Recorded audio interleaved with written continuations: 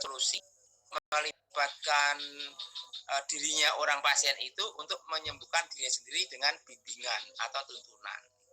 Jadi saya juga nggak menyembuhkan, tapi hanya subjeknya atau pelakunya itulah sebenarnya menyembuhkan, tapi dengan catatan saya boleh masuk ke jiwa dia. Enak ya. Ini praktisi hipnoterapi malam ini.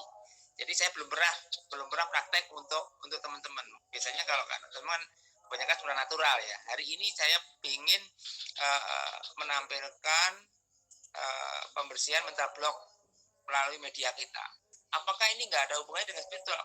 Ada banget memang spiritualnya harus dihilangkan mental block. Mental block itu hanya istilah keadaan, tapi didefinisikan dari keilmuan hipnosis gitu ya. Tapi kalau dari diri kita secara spiritual namanya nafsu kita dalam diri, dendam, sedih, emosional, atau kadang-kadang gesah, ala dino sholat, dino poso kok ya rane asil bidane opo mek luwe tok. Lah ini termasuk mental block gitu. Resik bisa pada bulan puasa ini gitu loh. Ya, nanti tak praktekkan nanti. Setelah kita Mbak Penny muncul, tak praktekkan, nanti teman-teman silahkan untuk dipahami, dilihat. Sebenarnya sepele sekali. Dalam hitungan menit nggak sampai 5 menit sudah selesai. Jadi bukan sihir, bukan sulap, tapi itu hipnoterapi. Kebetulan saya memang sudah pegang gelar hipnoterapi, saya ini master gitu loh. Jadi sampean sebenarnya kalau cari ilmu tinggal pilih, sampean ingin belajar dari hipnotisnya, hipnosisnya, spiritual, supranatural, silakan punya kayak apa. Saya bisa semua.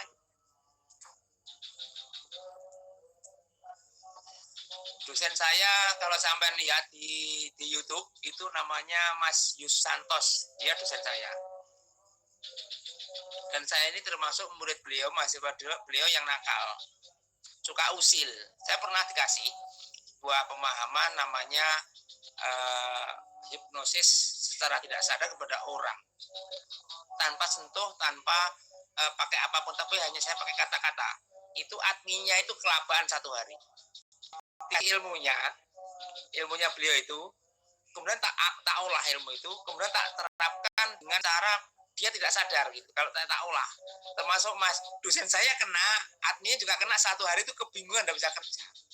Setelah mereka itu bingung, baru saya masuk, saya ketawa, kemudian inilah ternyata kedahsyatan ilmu kudatro ya, ketawa semua kerja. Saya dikerjai mayor saya. Nah, kalau dikasih ilmu, kalau nggak saya coba gurunya, saya nggak mau percaya ilmu itu. Jadi saya balik, apakah mempan betul kalau misalkan ilmu itu diterapkan sama orang, mungkin cepat ya. Dan dosennya tak kenai, ternyata nggak punya protek. Kelabaan, kenapa kelabaan? Bukan karena saya, tapi karena adminnya ngosek. Saya hanya coba membuat tulisan sedikit, mungkin 10 kata, tak masukkan di grup itu, di kuliah itu. Tapi itu pun saya tak kasih waktu, tinggal waktu sekitar 2-3 hari gitu. Jadi mereka nggak sadar. Ilmu itu dikasihkan, tak serap, kemudian saya cari momen kondisi di mana mereka itu terlena, kemudian kalimat itu tak masukkan di grup. Bilang itu, semuanya ada 40 orang itu malah bubar. Artinya bubar nggak belajar enggak, tapi mereka kayak nggak sadar gitu, pikirannya sudah maut semua. Nah, yang kena sasaran memang tak arahkan 40 mahasiswa itu, tak arahkan ke Mas Yus, dosen saya. Tetapi yang kena pertama bukan Mas Yus, Mas gak mungkin kena. Kenapa? Karena dia sudah sakti, dia sudah pinter, hipnoterapi sudah jos, saya akui. Maka yang kena duluan adalah adminnya. Nah, Mas Yus itu kenanya dari admin. Jadi beliau juga kena, tapi bukan dari saya, tapi dari adminnya. Jadi berurutan. Nah, setelah mereka itu bingung semua, saya baru masuk tertawa. Wah, aku dikerjai mahasiswa aku, anak-anak ketawa semua. Dengan sangat mudah sekali itu hipnosis. Itu saya ngalami yang namanya kalau Mas Gunung sudah paham NLP ya, tapi saya punya NLP khusus, itu NLP kudatro, yaitu bagaimana kita menyerang tapi mereka nggak sadar kalau tak serang. Kayak jenis virus lah.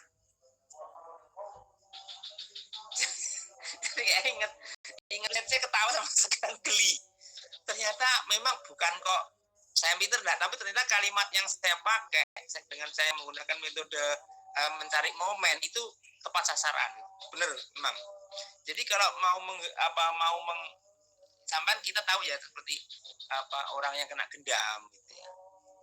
Kita sentuh dia manut, itu nggak pakai sentuhan. Tapi pola pikirnya dengan saya mengucap baik online maupun offline, mereka itu otaknya itu pikirannya itu menjadi terbalik. Saya nggak hipnotis, nggak, tapi saya mencoba untuk dia untuk memutar pikirannya itu menjadi seperti yang saya inginkan, tapi bukan saya melakukan gitu, dia sendiri itu. Jadi malah lebih parah. Kalau orang dendam itu pola pikirnya kita rubah. Misalkan Mas Lama mau tak rubah, maka saya melakukan. Saya enggak. Saya mau merubah pola pikir Mas Lama, tapi Mas Lama yang melakukan. Pikirannya dirubah sendiri. 40 plus admin 1 plus dosen kabaan semua. Salah sendiri kasih ilmu sama saya. Saya kalau enggak praktek, saya enggak percaya sama ilmu semua hal. Saya ngalami. Boleh ditanya sama Mas Yusantos itu di Surabaya. Itu memang dosen saya itu. Sampai sekarang. Sekarang udah naik ke NFL berikutnya. Jadi saya ini termasuk dari pondok saya juga termasuk nakal. Teman-teman bilang saya ini murid santri murtad. Karena sangat jengkelnya gitu. Suka usil dosennya ya itu dikerjai gitu loh. Ya kan saya kalau dikasih itu kalau tidak saya praktekkan ya sia-sia dong. Untuk apa ilmu itu? Praktek tapi ya sekali aja nggak mau tak kan hanya praktek ya udah. Jadi kan termasuk bukan sengaja untuk menghancurkan enggak ya, tapi memang sengaja untuk praktek sejauh mana sih dahsyatnya gitu loh. Maksudnya begitu aja Mas, bukan untuk hal lain. Kenapa saya masuk ketawa? Kalau saya misalkan ada sebuah partai nih atau lembaga, nggak usah dia disuruh apa namanya istilahnya bubarkan diri, enggak. Saya bisa dengan tekniknya. Saya itu cuma satu lembaga itu bisa hancur tanpa saya harus masuk, tanpa saya harus connect ngomong-ngomong saya enggak usah menampakkan diri saya cukup menggunakan kalimat tak masukkan satu WA mereka bubar semua. Kayak ada kumpulan rapat orang 100 itu kena semua bisa. Itu kalau dikatakan kalau sama gendam lebih jauh mana? Jauh itu Mas, lebih dahsyat. Kenapa? Karena dia melingkup seluruh area. Kalau gendam satu orang ya. Tapi kalau ini siapapun yang saya tuju kena. Ini bahaya sekali, makanya jangan dipakai orang. Dan bahkan kalau saya bisa, tapi saya juga nggak mau praktek untuk macam-macam. Ketika saya tidak butuh itu malah dikasih gitu. Jadi termasuk memang mahasiswa yang cukup cepat untuk menerima ilmu beliau itu hanya keunikan. Saya ngalami, tapi di situ saya ketawa. Ternyata apa yang beliau bilang itu saya gunakan dengan metode saya, tak campur dengan spiritual saya itu, cuma tak campur. Kalimatnya itu betul-betul tak campur dengan kemampuan saya, tak masukkan ke dia, hancur. Tapi kan hanya untuk ngetes bener nggak nih kemampuan atau ilmu yang diberikan sama saya ini ampuh ya, tak balik lagi ternyata betul-betul ampuh. Itu dosennya sampai sekarang terkenang sama saya seperti itu. Ini murid gila kan gitu kan ya, apa tapi ya dia senang karena ternyata ada satu mahasiswa saya bilang bilang sama teman-teman, ternyata ada satu mahasiswa saya yang berhasil membobol pertahanan saya gitu. Dia baru percaya. Dia itu dosennya loh. Wah, kelasnya berat Mas. Kelasnya internasional gitu. Tapi ketika beliau kasihkan, ternyata bobol juga. Kenapa? Saya tidak menyerang beliau. Saya menyerang anak buahnya. Anak buahnya menyerang beliau kelabakan karena anak buah. Baru saya ketawa masuk, kena semua gitu. Kalau di pemerintahan kita namanya intelijen. Tuh. Saya punya itu, tapi itu namanya NLP Kuda Troya. Jadi Kuda Troya itu bagaimana kita menyusup ke sebuah pertahanan musuh, tapi musuh itu nggak tahu kalau itu ada sebuah penghancuran. Jadi penghancuran pada posisi contoh begini, ada stadion nih, stadion ini serang musuh nggak bisa, tapi umatnya di dalam stadion. Bagaimana agar orang stadion ini bisa hancur tanpa saya harus masuk? Ini logikanya kan pakai spiritual, apa namanya, supernatural ya, enggak. Pakai hipnosis bisa. Nah, kalau ilmu saya pakai seperti itu, saya pakai orang lain wani piro sama saya, mahal banget dan itu bahaya. Saya enggak mau, bukan karena saya pengen kaya, enggak, tapi ini kalau dipakai sembarangan bahaya sekali. Dan ini seharusnya dipunyai kepada beliau-beliau yang memiliki umat, harus punya, karena untuk ngomong orang, melihat, memonitor keadaan santrinya, itu harus pakai itu sebenarnya. Jadi harus punya senjatanya itu. Jadi mereka itu terkendali, bukan di dogma ya, tapi biar ada sesuatu itu tak terarahkan dengan mudah. Tapi kalau untuk menghancurkan kelompok, nggak lama itu. Kelompok kumpul 10 orang, ketembak, satu kena, semua kena. Bahkan mereka bisa kelahi sama temennya tanpa harus saya masuk di situ. Tapi jadi tiru, itu pun nggak akan saya berikan. Hanya saya pakai untuk momen tertentu, tapi yang ini sangat bahaya. Sangat bahaya kalau dipakai. Tapi kalau hipnoterapinya boleh. Nah, Mbak Penny sudah masuk belum? Silakan Mbak Penny. Iya, Mbak Penny on. Coba. Iya, Mbak Penny, monggo Mbak Penny.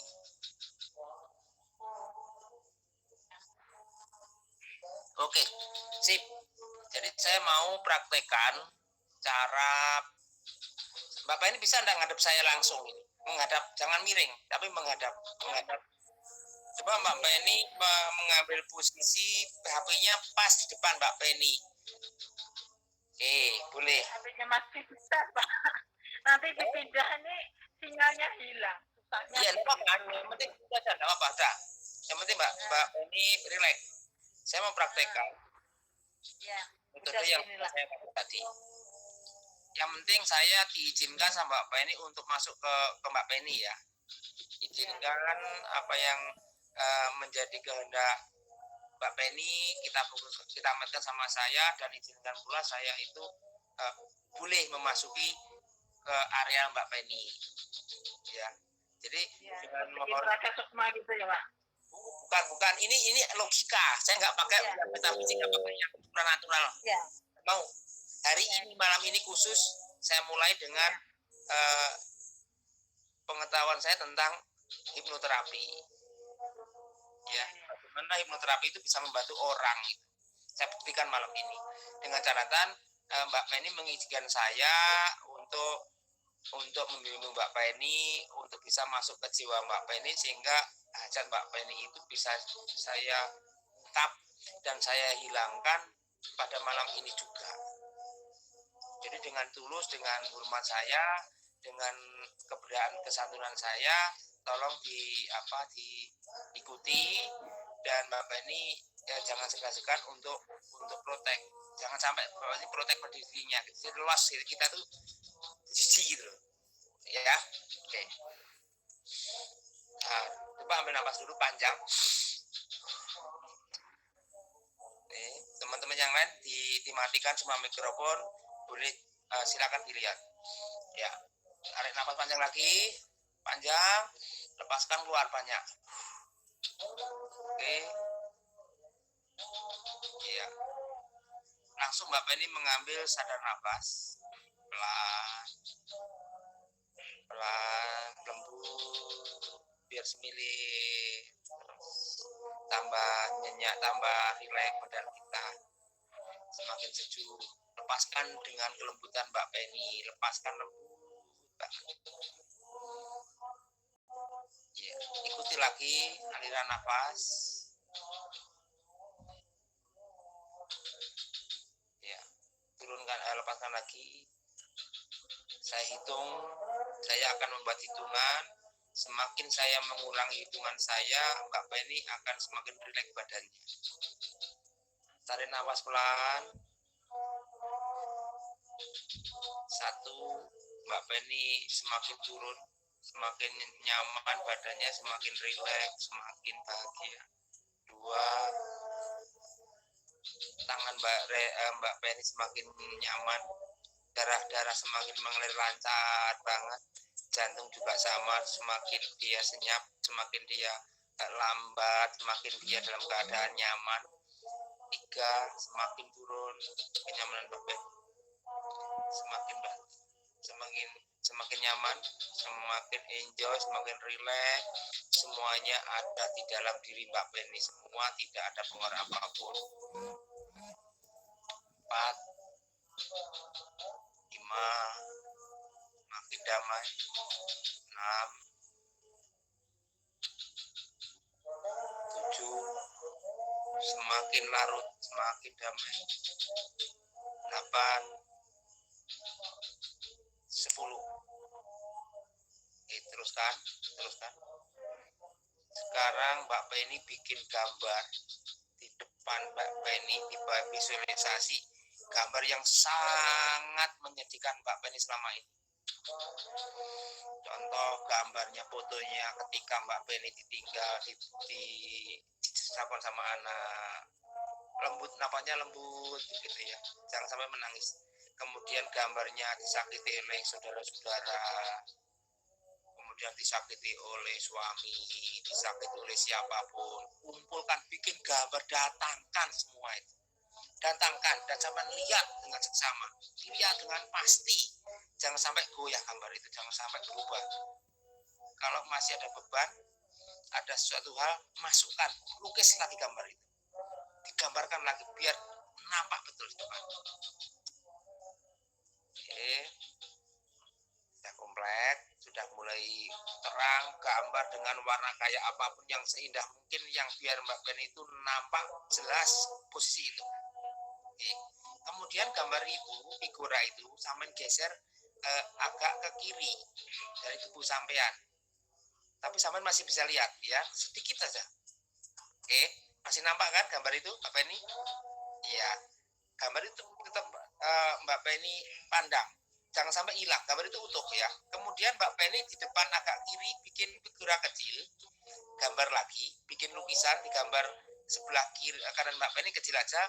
Itu keadaan Mbak Penny yang bahagia, yang anak-anak bisa ngumpul, suami bisa ngumpul, nggak nyakiti lagi, saudara bisa ngumpul dengan damai, dengan sentosa, dengan bersahabat, tanpa memandang materi Mbak Penny, menerima apa adanya, kondisinya menjadi sehat, menjadi nyaman, dan semuanya akan mendapatkan keberkahan dari semua hal yang gambar itu. Bikin gambar walaupun kecil, sebelah depannya Mbak Penny yang sebelah kanan walaupun kecil, dijelaskan, diperjelas gambar itu. Sudah nampak ya, sudah bikin ya, bikin terus, bikin gambar atau visualisasi yang sangat membahagiakan Mbak Penny.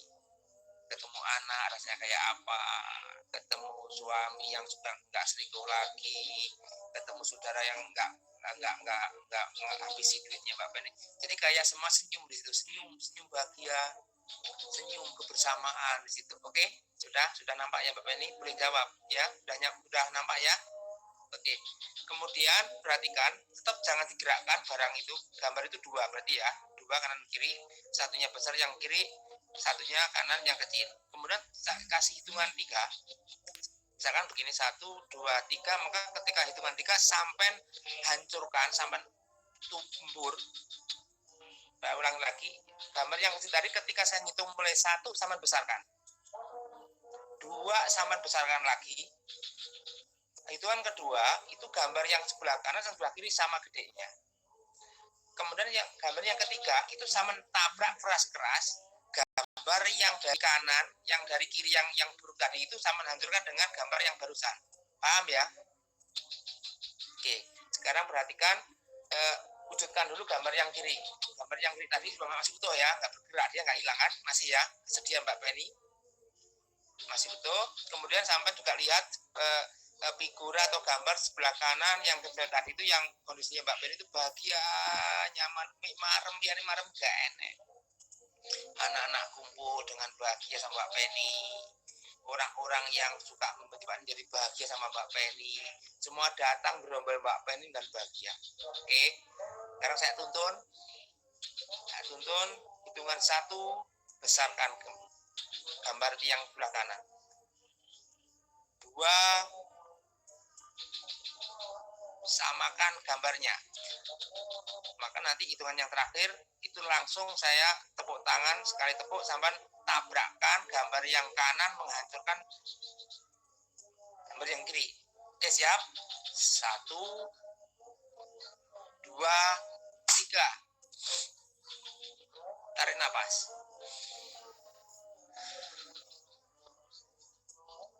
Oke, sekarang saya mau uji. Sekarang buka mata. Bayangkan gambar yang buruk tadi masih muncul enggak? Yang muncul apa? Aku nanya biar mereka juga ada. Gambar yang kiri yang hancur tadi masih nampak enggak di depan, Mbak Penny? Yang muncul gambar yang jelek apa yang kanannya apa yang kiri? Sekarang yang muncul dengan sadar. Mic-nya dinyalakan dulu, Ibu Penny. Mikrofonnya mati, Mbak Penny. Ya. Yang kanan, Pak. Yang kanan ya. Yang kanan ya. Yang kiri tadi udah nggak ada lagi ya. Ya. Maka ini sampai ulang-ulang. Ya. Sampai dengan cara ini sampai ulang-ulang ketika sampai mengingat sesuatu yang menyedihkan, sampai hancurkan dengan gambar yang kanan terus. Sampai hancurkan. 1 hari selesai itu. Ketika sampai merasa sedih, maka segera ciptakan gambar yang bagus tadi untuk menghancurkan yang kiri. Itu 1 hari maksimal 3 hari udah punah, itu nggak ada di hati sampean. Nggak usah pakai puasa, nggak usah pakai napas, nggak usah pakai apa-apa. Oke, paham ya? Sekarang coba secara spontan, sampean bisa nggak gambarkan sekarang yang kiri? Langsung, bisa nggak? Yang nampak apa? Yang kanan kan yang muncul? Ya. Sulit kan, sampean mau tak coba untuk kembali menggambarkan yang kiri agak kesulitan ya. Agak sulit gitu ya. Yang muncul hanya yang kanan itu sampean ciptakan setiap saat. Ketika dia muncul di depan kita, masalah-masalah itu nggak usah pakai apa, langsung hancurkan dengan gambar sampean. Bikin gambar dulu, yang kanan hancurkan. Itu 3 hari tak jamin habis selesai. Ya, ini cara atau teknik saya untuk